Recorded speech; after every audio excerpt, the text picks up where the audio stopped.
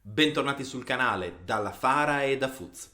Oggi parliamo di un argomento ampio e complesso, il rapporto nell'insediamento dei Longobardi fra città e campagna, ovvero dove si insediarono, come si insediarono, c'era una differenza fra i due territori?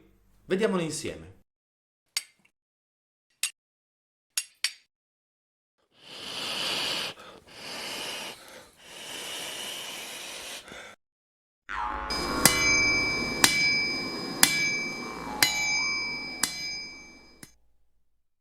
Prima di partire, come sempre, un ringraziamento ai nostri Patreon e ai nostri abbonati al canale. Ricordiamo che trovate in descrizione al video sia come abbonarvi al canale YouTube, sia come diventare nostri Patreon, cioè mecenati. È un modo per supportare tutte le attività dell'associazione.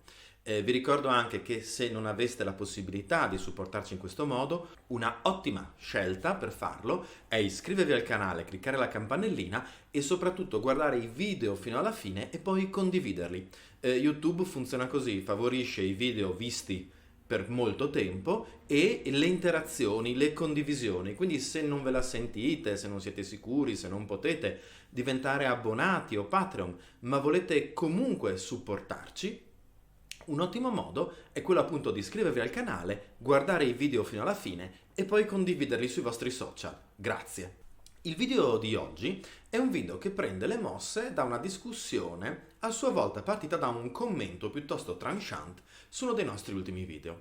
Alcune settimane fa abbiamo infatti condiviso un tour virtuale all'interno del nostro villaggio longobardo ricostruito in archeologia sperimentale.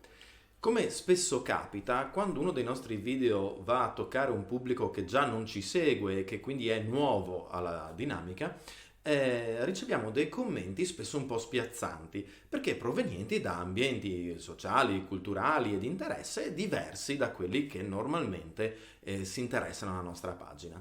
Ecco quindi che in risposta a una signora che entusiasta chiedeva informazioni sul nome La Fara, sul villaggio, un signore entrava un po' a gamba tesa commentando: ah, quello lì in foto è un romano, perché i Longobardi ci hanno cacciato dalle città, si sono insediati nei nostri palazzi e nei prati, nei boschi e nei campi c'erano solo i romani. Al di là della assolutezza di questa frase così dogmatica e del fatto che il romano in questione sarei stato io, e l'argomento in realtà poi ha dato adito a una discussione più interessante e in effetti il tema dell'insediamento dei Longobardi, tanto in campagna quanto in città, è stato molto discusso sia a livello storiografico che archeologico. Oggi proviamo non a fare chiarezza, ma a elencare alcune delle caratteristiche che questo insediamento parrebbe aver avuto alla luce degli studi attuali. Perché dico alla luce degli studi attuali?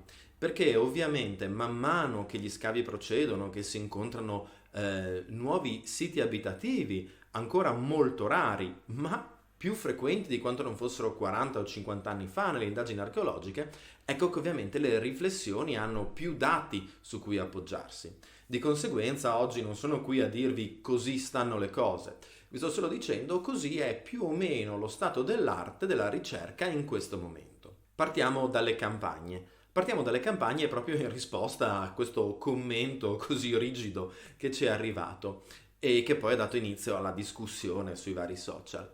Ecco, no, i Longobardi non evitano le campagne, non si infilano tutti nelle città, non stanno tutti lì. Mi spiace. Negli ultimi decenni gli scavi hanno portato alla luce diversi centri legati a contesti rurali o comunque extraurbani. Questi centri spesso sono stati indagati anche in corrispondenza alle necropoli che facevano riferimento agli abitati. Fra gli esempi più famosi citati più spesso c'è ad esempio Colegno in Piemonte, ma ci sono anche le meravigliose indagini di Marco Valenti che ci avete sentito citare mille volte su Miranduolo in Toscana.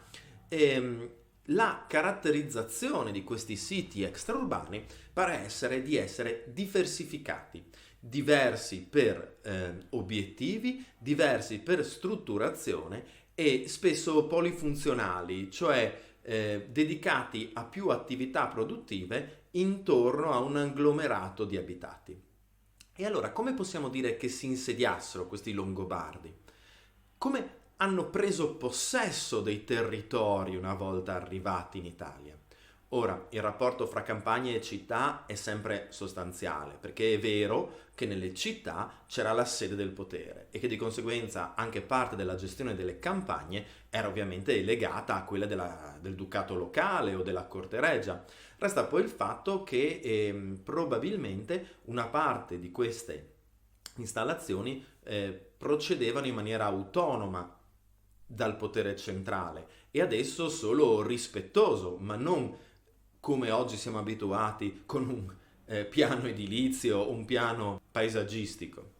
Quello che sappiamo di questa installazione nel contado è che spesso o quasi sempre non faceva riferimento alle strutture del periodo tardo antico e dell'inizio dell'Alto Medioevo goto. Cioè, per intenderci, le ville romane, le ville tardo antiche non vengono riutilizzate, anzi, magari accanto a esse si viene a costruire un nuovo abitato che ha le caratteristiche della edilizia in materiali deperibili. Ne abbiamo già parlato molto, ne abbiamo parlato riguardo ad esempio al nostro villaggio che è tutto in materiali deperibili. Parliamo quindi di capanne con elevati in legno, paglia, argilla, copertura in paglia, in scandole, in alcuni casi anche in coppi, ma comunque appunto in materiali deperibili, quindi non muri in pietra portanti, al massimo degli zoccoli in muratura. E poi, particolare, interessantissimo e legato solo all'arrivo dei Longobardi in Italia, è la presenza delle Grubenhäuser.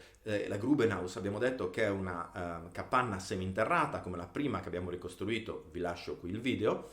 Ecco che questa tipologia di capanna seminterrata non è presente prima dei Longobardi e scompare abbastanza rapidamente nel processo di acculturazione dei Longobardi.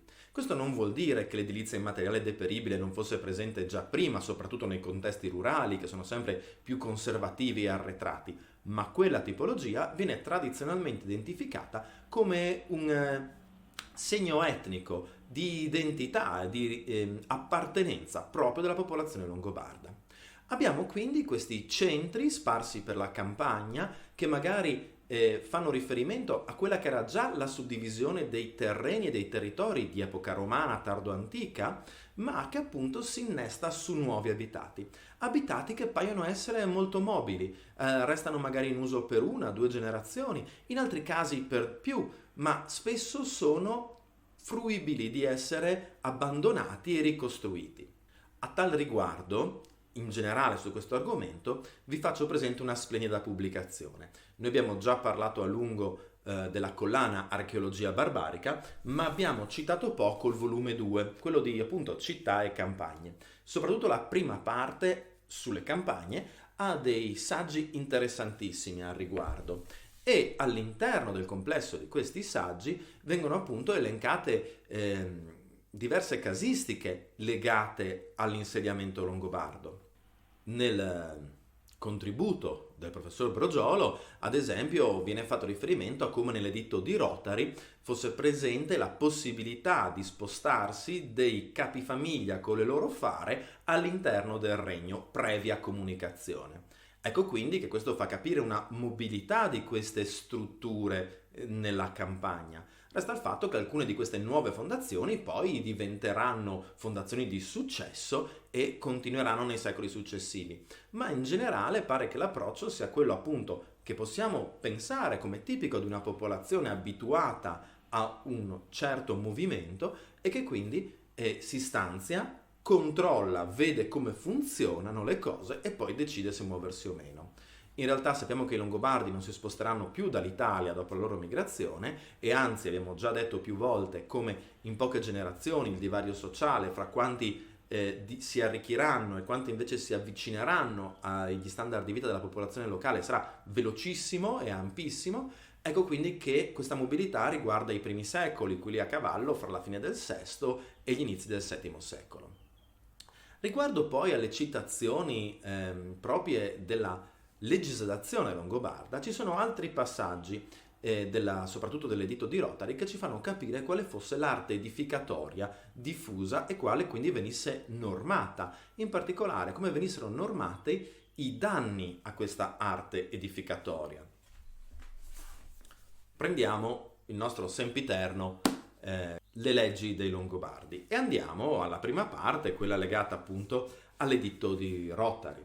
Sentiamo un attimino come si riferisce a alcune costruzioni che a noi farebbero pensare immediatamente alla campagna, ed è vero, ma che potevamo trovare spesso e volentieri, ne parleremo fra poco, anche nelle città. 282, editto di Rotari. Se qualcuno ruba un pezzo di legno qualsiasi o una scandola in una casa già costruita, paghi una composizione di 6 solidi. Ora, la scandola, per chi non ha familiarità, è la tegola di legno. In friulano è planelle. Vi lascio qui il video al nostro tentativo di produzione di quest'estate, che abbiamo poi recentemente abbandonato, non perché non fosse possibile produrle, ma perché le essenze lignee che avevamo a disposizione nel nostro bosco non si adeguavano a questo prodotto. Però ecco, abbiamo esperito come sia difficile, complicato e richieda un lungo tempo la loro produzione, e capiamo perché il furto delle scandole venga normativato.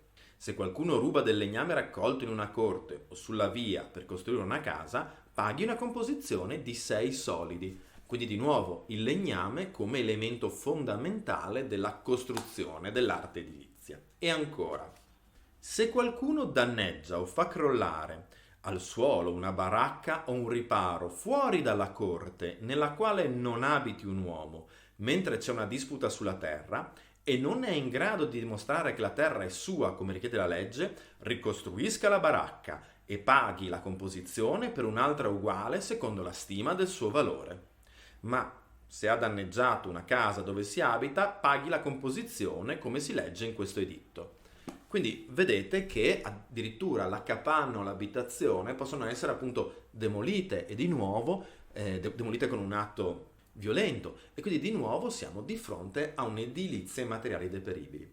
Ecco quindi che questo è il modo in cui i Longobardi si insediano nelle campagne, con un'arte edilizia in materiali deperibili, riutilizzando la suddivisione del territorio che era propria dell'epoca romana, non utilizzando spesso le strutture però di epoca tardo-antica, e affiancando a quella che era la precedente tipologia di coltivazione l'utilizzo anche delle risorse agro-silvo-pastorali, perché comunque ricordiamo che i Longobardi entrano in Italia dopo il grandissimo declino derivante dalle guerre greco-gotiche, dalla pestilenza e dalla carestia, e quindi l'incolto era decisamente maggiore rispetto a quello del periodo romano. Loro trovano un territorio con molto più incolto.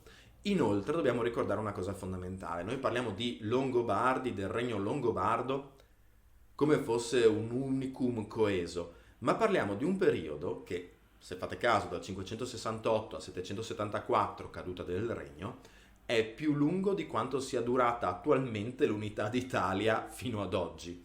E voglio dire, se poi noi pensiamo a Garibaldi, ci sembra tantissimo tempo fa, e immaginiamo che anche ai loro tempi ci sia stata un'evoluzione, un continuo cambiamento. Parliamo molto poco dei Longobardi, del centro-sud e soprattutto del sud, perché ovviamente l'approccio è diverso rispetto a quello del centro-nord. Cito una frase che non è mia, perché ci tengo a far presente che non è un polentone del nord-est che lo dice, ma un'osservazione appunto dei professionisti che si occupano di questo tema, e che fa proprio riferimento alle differenze fra i due territori, quello della Longobardia Maior e quello della Longobardia Minor, in particolare riguardo a un sito interessantissimo, quello di Afragola, in cui invece, rispetto a quello che vi ho appena detto, cioè al mancato riutilizzo delle ville tardo-antiche, siamo di fronte a un utilizzo, riutilizzo e poi modifica della villa tardo-antica. Vediamo l'intervento. Proprio rispetto alla continuità.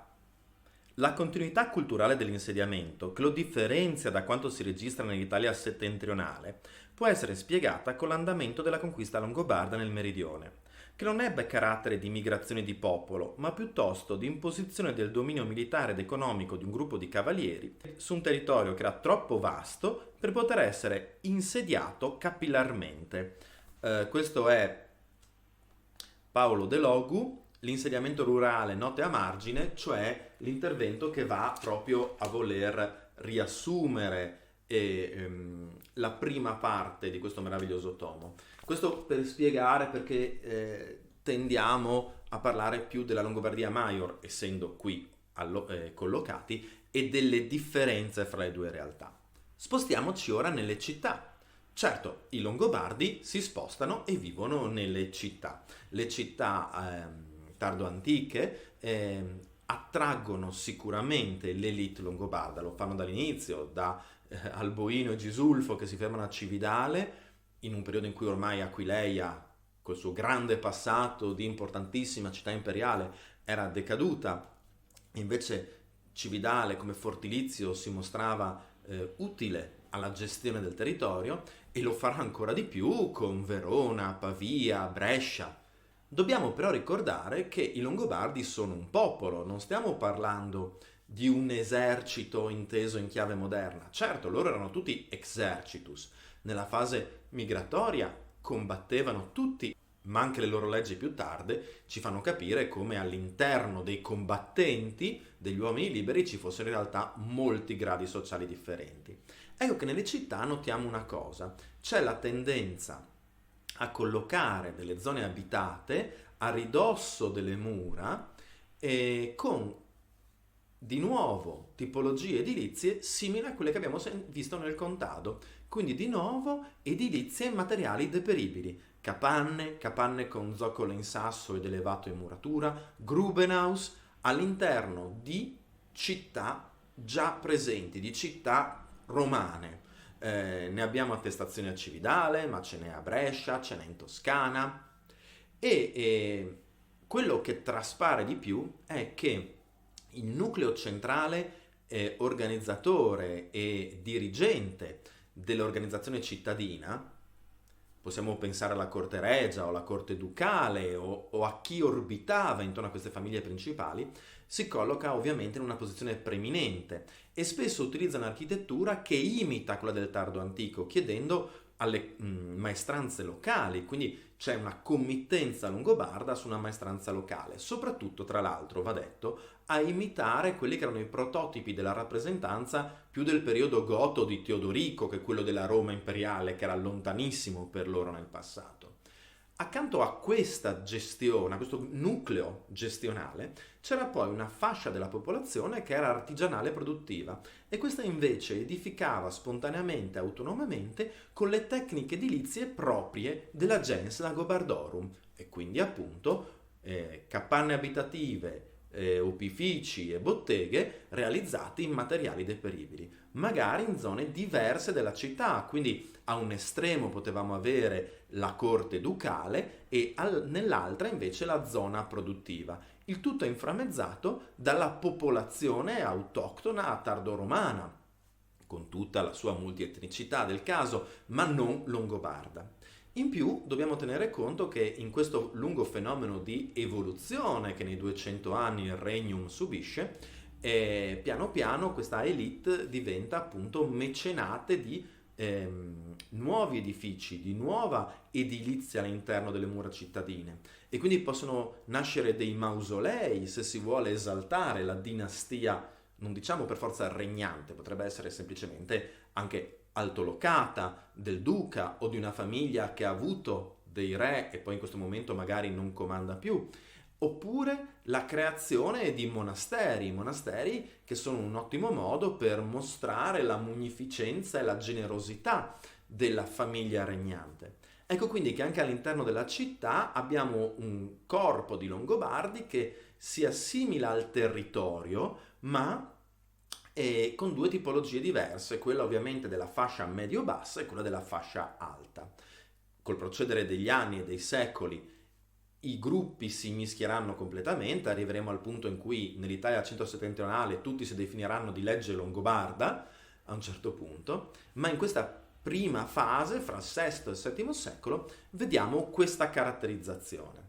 Va poi anche aggiunto rispetto alla questione cittadina il fatto che spesso i Longobardi vanno a reinsediarsi o a riutilizzare territori, porzioni della città che una volta erano pubbliche, il foro, le zone del circo, e che ormai semi abbandonate permettono l'utilizzo da parte dei nuovi venuti. E quindi rispetto alla popolazione autoctona, che quindi aveva mantenuto non tanto la percezione dello spazio pubblico, quanto la percezione probabilmente di dove si abitava e di dove invece non si era mai abitato, ecco che i Longobardi vanno a insediarsi anche in territori fino ad allora, dal punto di vista abitativo, vergini.